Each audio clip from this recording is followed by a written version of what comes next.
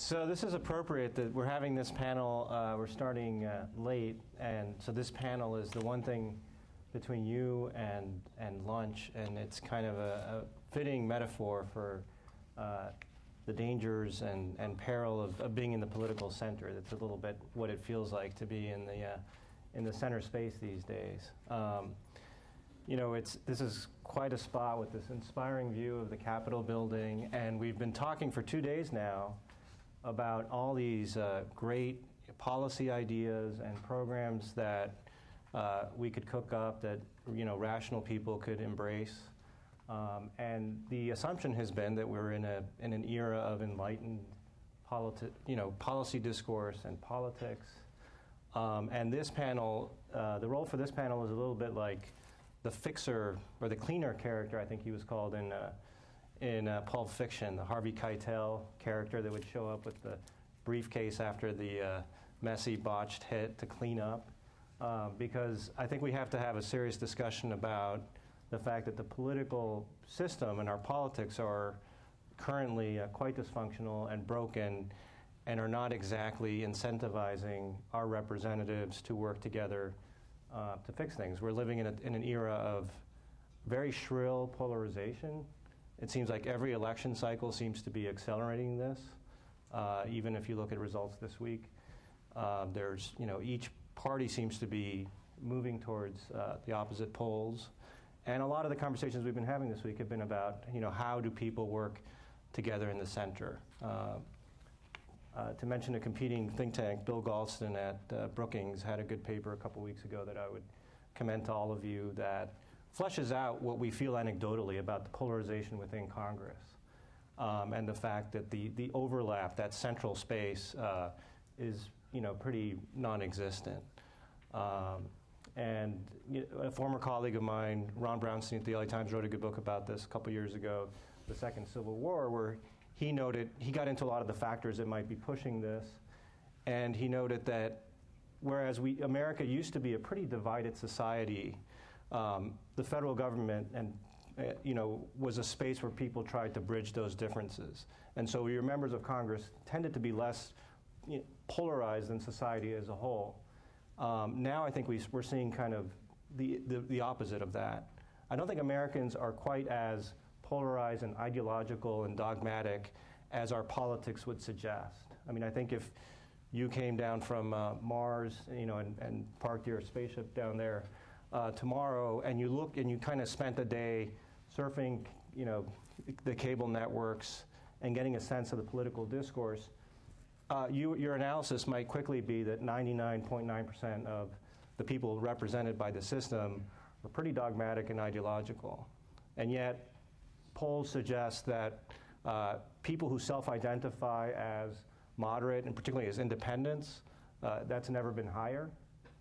So why aren't these, you know, why is this important sliver of the electorate, and maybe even a plurality, not being represented in these debates? So that's kind of one of the things we want to talk about on this panel, and hopefully provide some solutions to changing the dynamic. I want to start with Michael Lind, who it's been 10 years now since he co-authored with Ted Halstead one of the sort of manifestos, you know, the core manifesto of what New America was supposed to be about, this radical center. You know, yesterday in a column, David Brooks, talking about the political center such as it is today, called it a feckless shell. You know, the fact that people were trying to ascribe significance to, you know, Arlen Specter's opportunism as some kind of last hope for this space. It's pretty dire when it comes to that. But Michael, how did we go from a radical center to a feckless shell, and how can, you know, when you think about how we can kind of shore up the center, you know, give us a roadmap forward. Well, let me begin by saying that I looked up radical center on Wikipedia this morning. I'd never done this, and this is what I found. Michael Lind, in his 1996 publication Up From Conservatism, writes that American radical centrism was the dominant political philosophy in the United States from the time of Franklin Delano Roosevelt through Lyndon Johnson. And it then says the Radical Center, our book, which you can get for 2 cents on Amazon.com, fleshed this out in the sense that we used the term, and I didn't invent the term, I popularized it. The term was invented by Donald Warren, who was a sociologist in the 1970s. And he was essentially talking about the Reagan Democrats. These were high school educated, mostly white, not entirely white, working class people who had been part of the Roosevelt coalition. They were alienated, some of them by racial integration, but a lot of them just by cultural liberalism.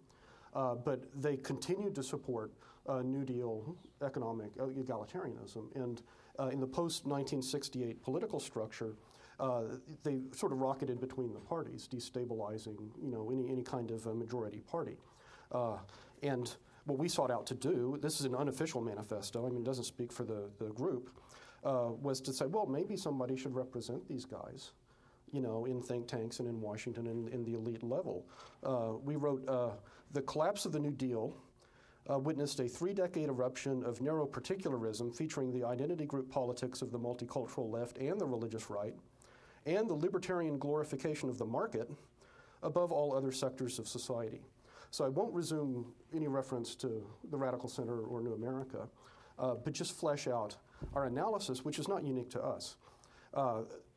And also let me begin, if I may, by rejecting, I think what you kind of implied, and you find this a lot, particularly in groups of well-educated people, there's this idea that there are these discrete technocratic solutions that can be found by all rational people, and if these aren't adopted, it's just because of irrationality and demagogy, right?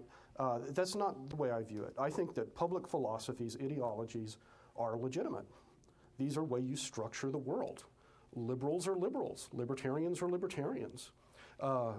Conservatives are conservatives. And you can't simply say that if you're a libertarian that the liberals are irrational. But these are value systems. In the interpretive tradition to which Ted and I belonged, there's a quadrant of 4 positions.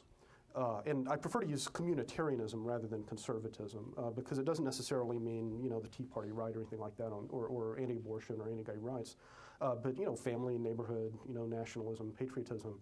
If you have social liberalism and social communitarianism as one axis, and you have economic liberalism and economic conservatism as another axis, you get consistent liberals, you get consistent conservatives, and then the other 2 square quadrants of the little board are libertarians who are economically conservative and socially liberal, and what we call radical centrists. Sometimes they're called populists, but I think that's a mistake because populism is a style. Anybody can be populist, as the Tea Party conservatives have shown.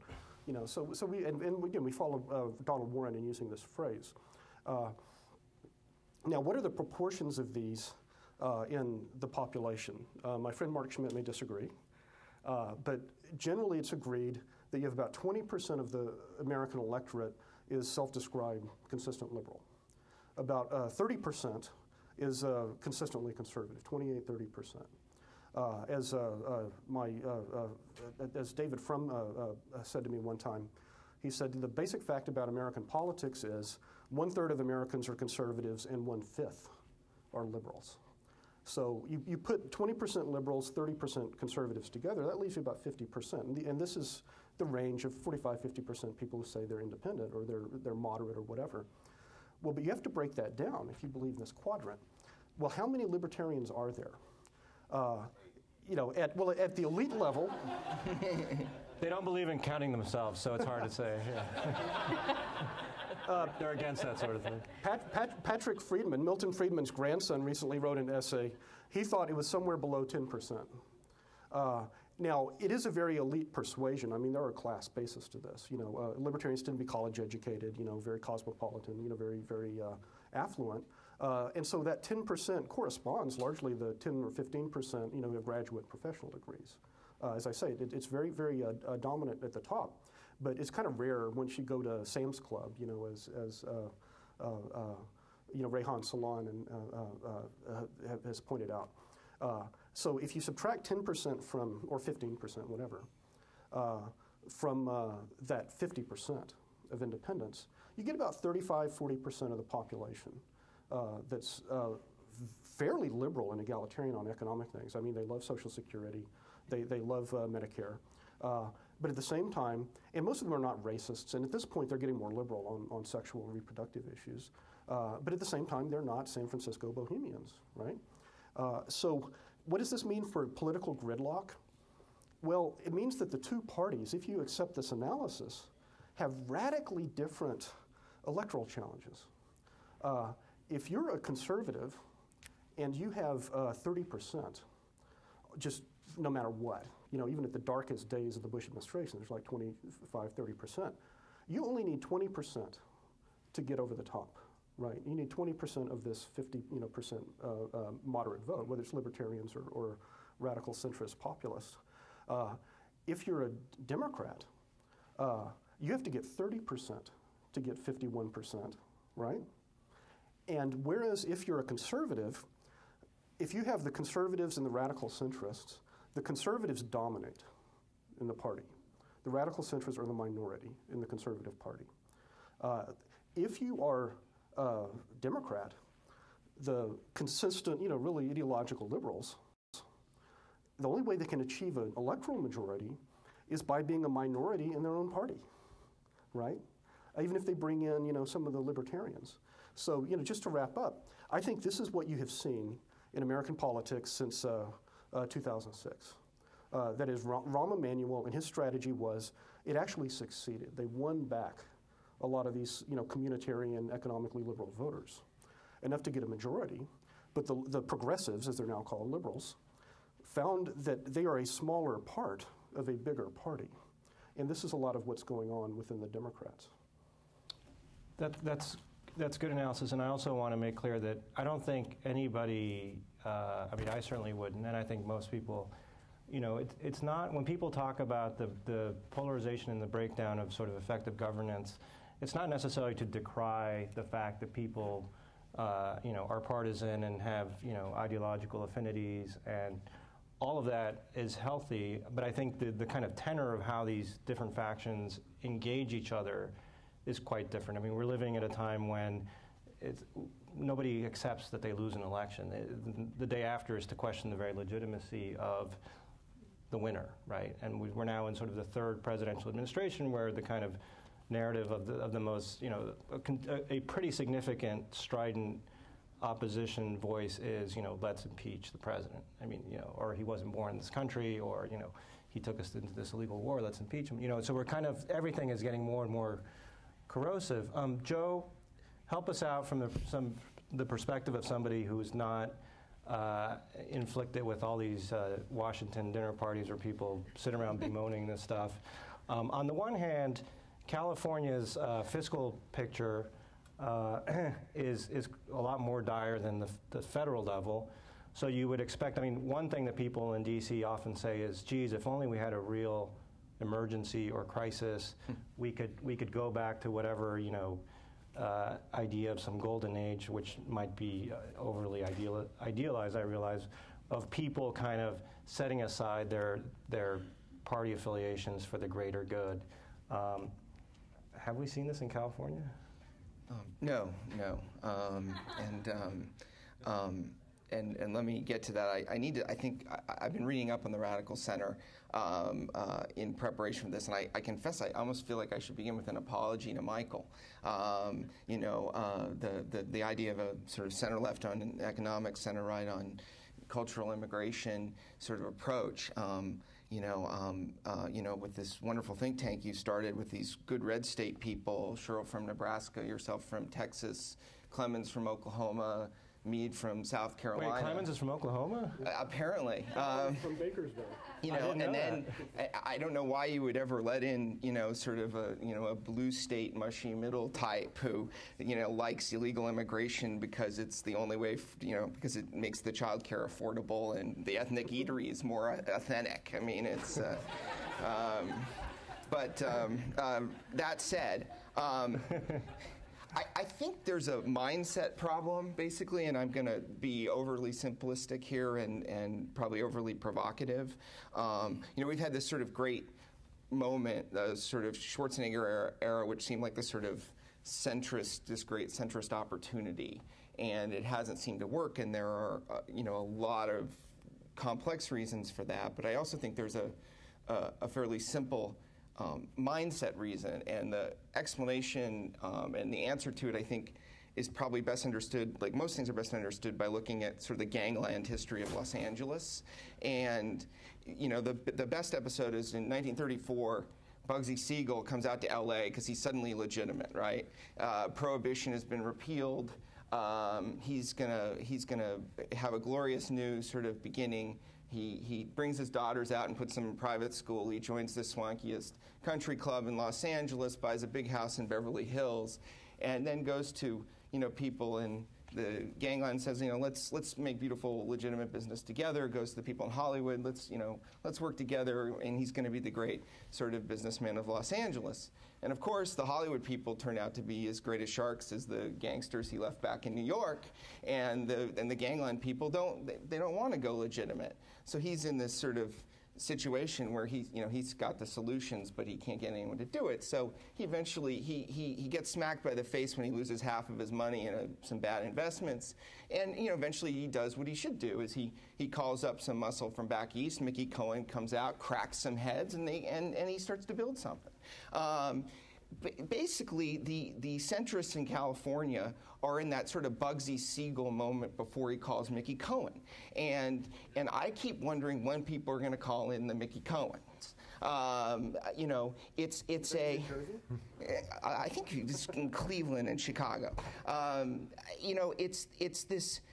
There's been a heavy bet by people in the center in California that we can. There's a sort of a new way of politics that we can do sorts of political reforms or campaign finance or nonpartisan redistricting or open primaries, and we'll make politics cleaner and we'll create this space in the middle. It's sort of the theory of it, and millions of dollars and years have been spent on this theory, and it's not clear that you can win that way. It's not clear that it'll actually work. And I wonder if it's a very sort of nice sort of theory. It has a sort of kind of Northern California mindset to it of people are basically good. And I wonder if we shouldn't try more of a Norrish Southern California mindset of let's get good policies and the right plans, and then let's realize that we're dealing with a partisan, polarized kind of place, reality. We're not going to change that. Let's set up, let's fight for systems that actually, put the partisans in charge but make them democratically accountable. And then, let's use our money and our brains and find some muscle and push people around and use by hook and crook, to get the policies we want.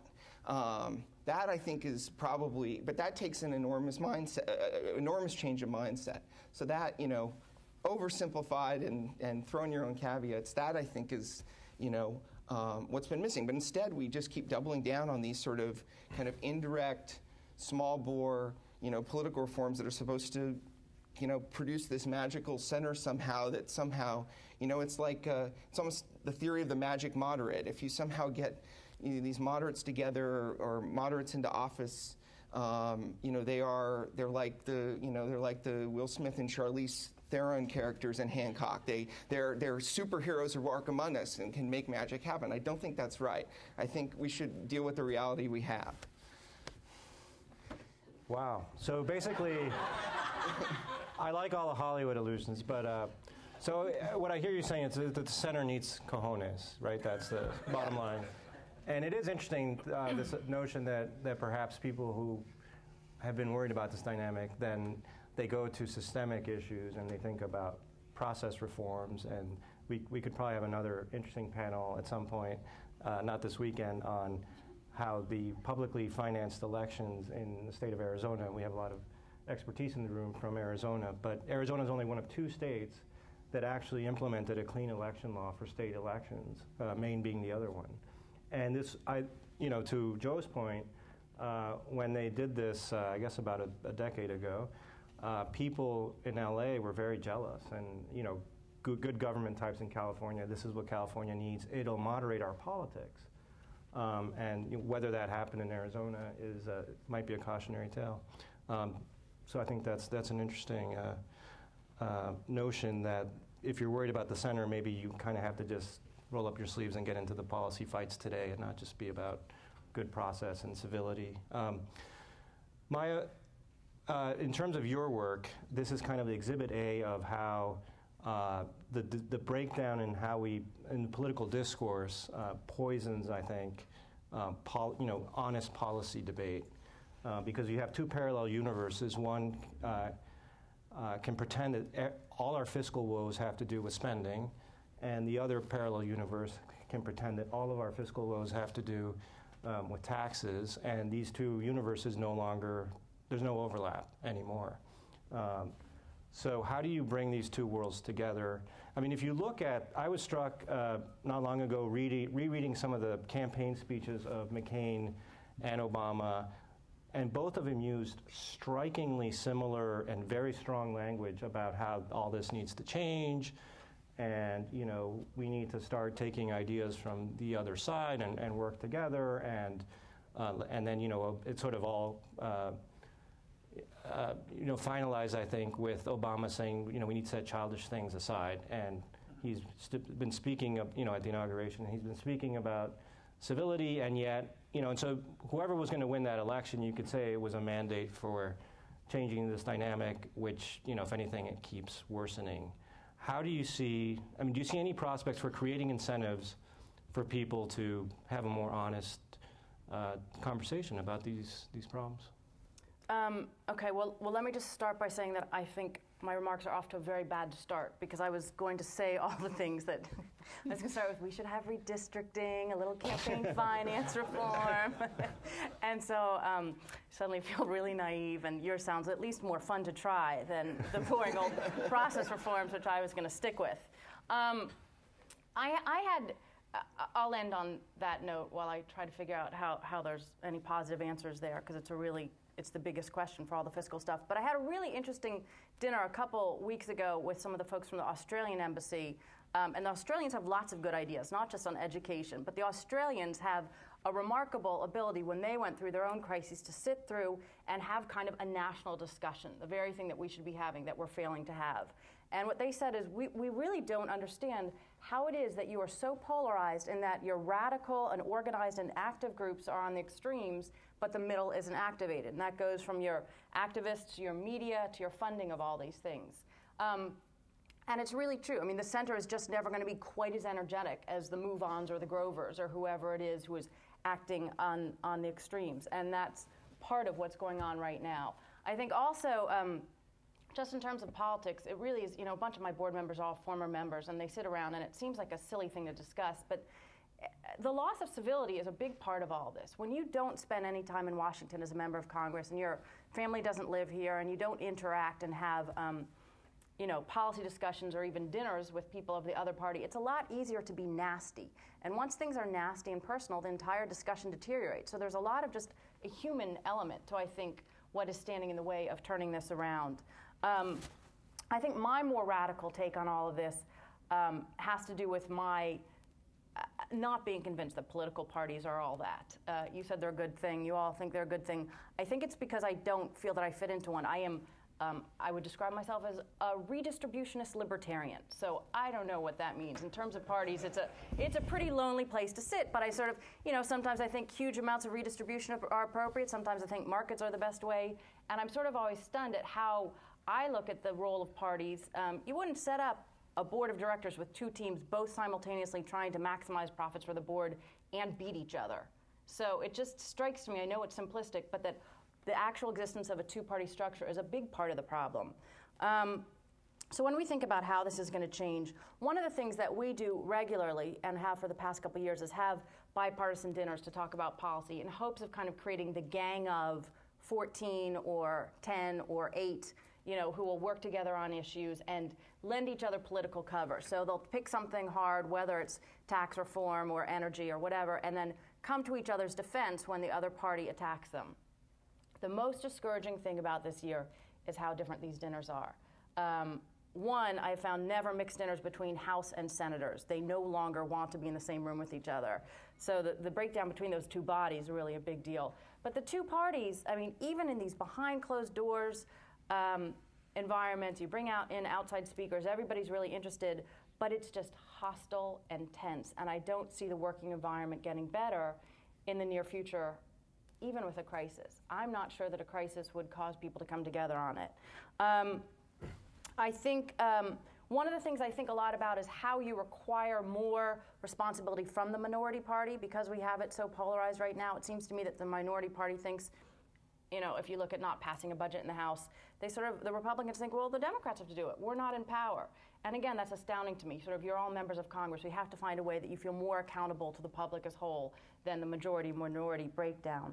I think that the direction we're going in is probably a lot of, I don't know how many people paid attention to the commission in Medicare that's part of the health care bill, but IPAB is one of these things which is basically saying, we couldn't make the hard decisions in health care. We can't make it as a political system. We're going to outsource them. We're going to create a commission that's going to make these hard choices. It's the same thing that Senator Warner was talking about with the overall fiscal commission. I think we're probably going to see a lot of outsourcing of government, where we commission not just groups to look into why things happen, but to make recommendations for things that are hard, to lend political cover, because politicians are actually trying to back off from having to make hard choices.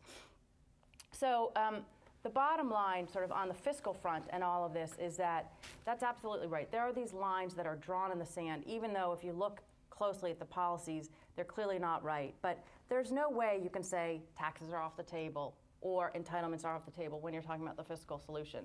Yet nobody's willing to go forward with this because it's become a major negotiation, a negotiation that I think was started, I don't know whether it was purposefully or not, but certainly when President Bush passed 2 massive rounds of tax cuts that took away budget surpluses that were already there without paying for them, and Democrats sort of looked at that and said, we did all this work to balance the budget and now you squandered it, and it didn't go to the priorities we wanted, and spent the next 10 years, and still, you know, they're still mad about it, and sort of took a page from that playbook and said, well, with healthcare reform, what we're going to do is we're not going to let you starve the beast, we're going to grow the beast. And they grew, through healthcare reform, the size of government very dramatically. Over the next 10 years, it will grow from 20% to 25% of GDP. That's a pretty impressive growth. So you now have 2 sides where you've tried to starve the beast and grow the beast, setting the negotiation at even farther parts away from each other. You also had, when Bush tried to work on Social Security reform, Democrats basically saying, we're not going to help because we don't want this to work, we don't want him to have a win. No, they disagreed with it on principle. I'm not sure. I think that's true about certain approaches to reforming Social Security, but nobody can disagree that you have to do something about Social Security. The trustees of their own program say something has to be done.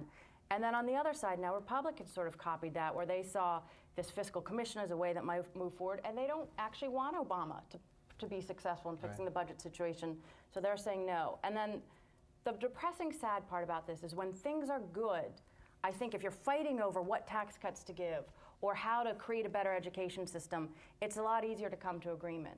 But when things are bad, and I think the point that was made last night, that sort of the past years we're focusing on the developing world, the next couple of years and decades are going to be focusing on the developed world and the problems that we now have, the choices are going to be miserable. There's no way that this is going to bring together 2 sets of parties that unfortunately have found being obstructionist works. It helps you win. Being the party of no, whichever party is, actually does work. So I don't think that trying to come together to solve the hard problems is going to be the thing that brings together the parties. Right. Michael, Maya is channeling the founding fathers and talking about the danger and downside of sort of organized factions. Do you think our political parties now are stronger than they have been at any other time in terms of having... 2 points. First, you see the most bitter interpersonal hostility of the kind that Maya's experienced and described when you have sort of a 50-50 thing. You have this all the way from Reconstruction up until 1896 and went back and forth, back and forth, back and forth. If you're going back from 51% to 49%, there's no incentive to compromise. You just annihilate and then get those back just right over. So the goal is in sight. So, and I think the fact that we have been fairly divided, fairly closely, where you see comity and cooperation is like under Lyndon Johnson, where you have 2/3 of Congress is Democratic, and then the Republicans are divided between the accommodationists who go along with it, and the total rejectionists. My only other institutional point would be, I think everyone agrees that the replacement of parties' selection by primaries has polarized the two parties, because only a very tiny proportion of the population, maybe 10 or 20%, right, turns up on the primary. And because of our gerrymandering system, the vast majority of seats are safe. So the only election is the primary election. And 18% of the electorate shows up, and they're the extreme left or the extreme right or this interest group or that interest group. So there are structures. And also you have a great more deal of ideological uniformity within each party. I mean, for the first time, I think we don't see any Republicans who are more liberal than the most conservative Democrats, or Democrats that are more conservative than the most liberal. Well, this sort of great sorting out. Texas, an old man, I asked him why he was a Democrat. He was so right-wing. And he said, vote the way you shot. There you in go. The Civil War.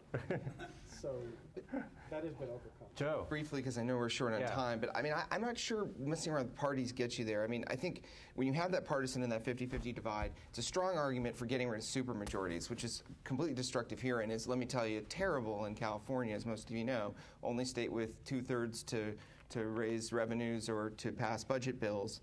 And then I do think there needs to be the experiment of the post-Watergate experiment of trying to make politics cleaner, campaign finance regulation has been something of a disaster and should be rethought. We've created a lot of independent power centers, made it harder to govern. I would love to see a little more dirtiness, a little more money, a little more bossism back in the system. We don't have bosses in California. No one can really do anything. We're stuck between supermajorities and a really inflexible initiative process. I want bosses. And just an embrace, an attitude, get over the cleanliness fixation. I mean, I think the central insight should be that politics, whether you like it or not, is a lot like you need to move to Illinois. Right.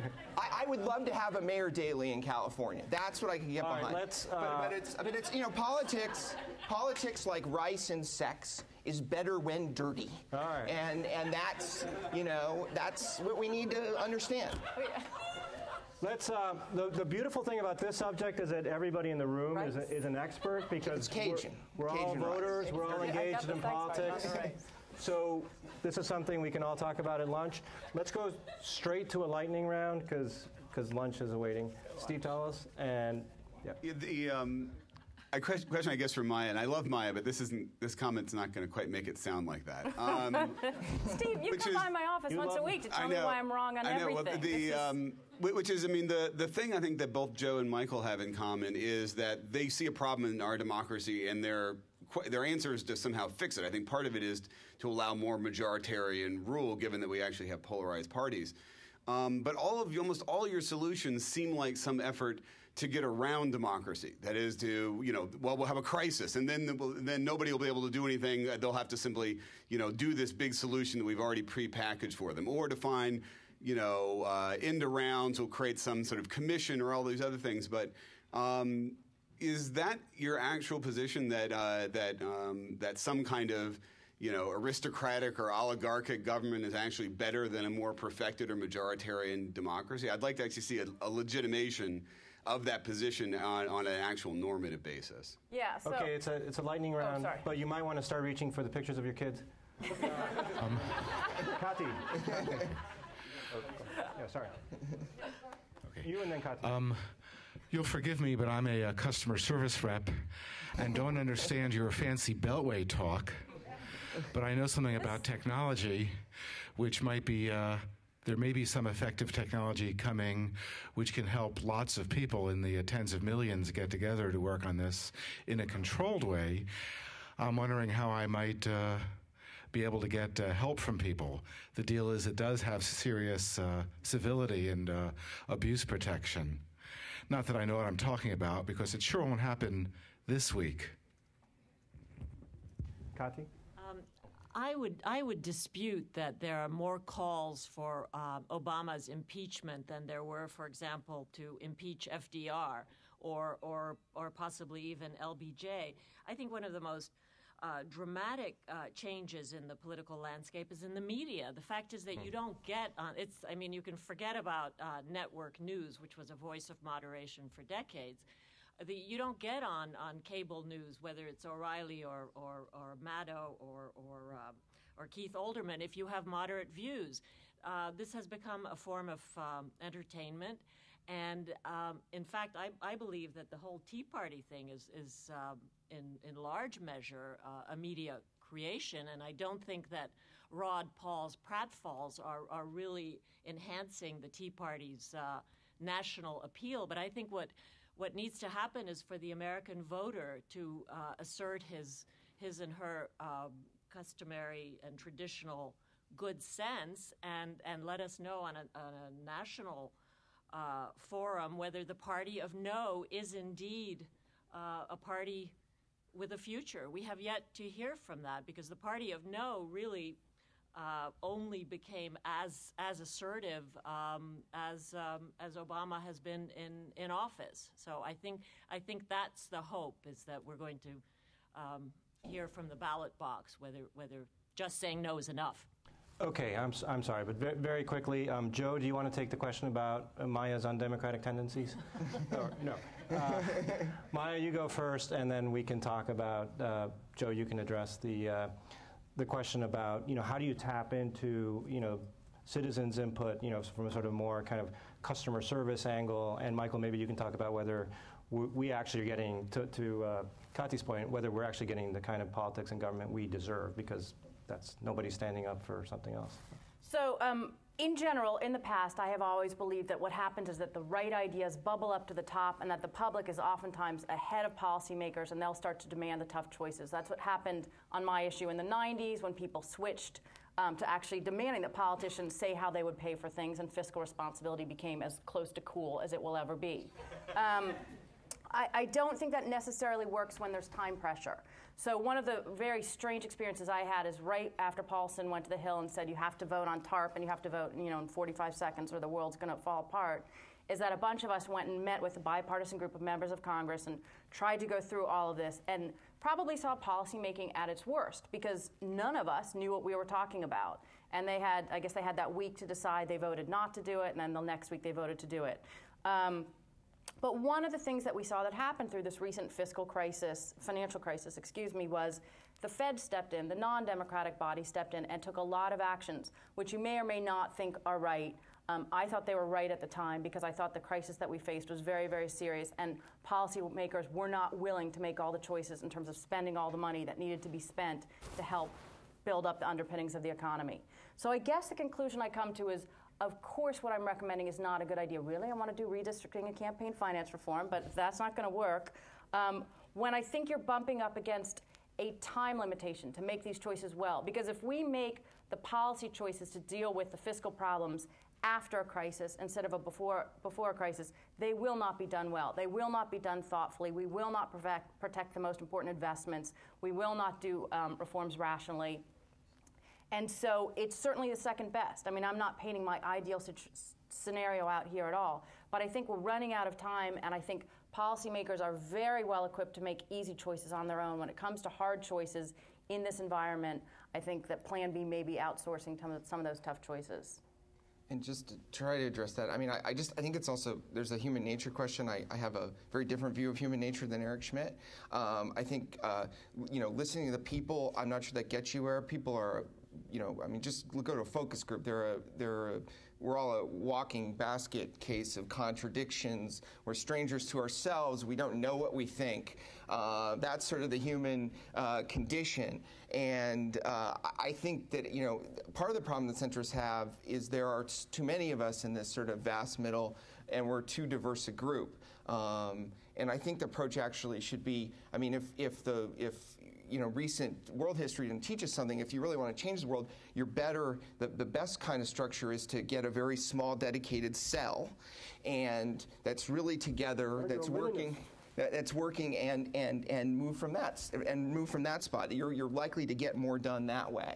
I think the sort of notion of organizing that big middle, and I'm one of them, into something really coherent is probably beyond human capacities. Well, quickly, I agree entirely with Cotty and have nothing to add. With regard to Craig, in the last 1,000 years, there's only been one new innovation in voting, and that was proportional representation, invented by mathematicians in the late 19th century. With computers, there's no end, because voting is the aggregation of preferences. You can weight preferences, you can have proxy programs, you can do all kinds of stuff. So I think there's this enormous horizon of possibilities for applying computer technology to the aggregation of preferences. It will go to the political sphere last after it has been adopted by private sector and nonprofit organizations. But that's where it would have to be pioneered in board voting in companies, you know, in various other methods. But I think there's a huge possibility. I also want to second, Kati, what you said, because a lot of my frustration with what's happening in the politics emerged as a journalist, where, you know, even when you were in the media and supposedly on the sidelines, and I mean, I was granted I was in sort of the opinion realm, but there was this expectation that you had to be in one trench or the other, and you couldn't address issues on their own merits because you were supposed to be with one team on all issues and receive the sort of dogma and not question it. And I think you're very right that one of the things that's changed dramatically in the last 10 years is sort of the media's role in all of this. And that's what the market seems to be rewarding, which is in itself a somewhat troubling prospect. But thank you all for this panel, and let's go on to lunch.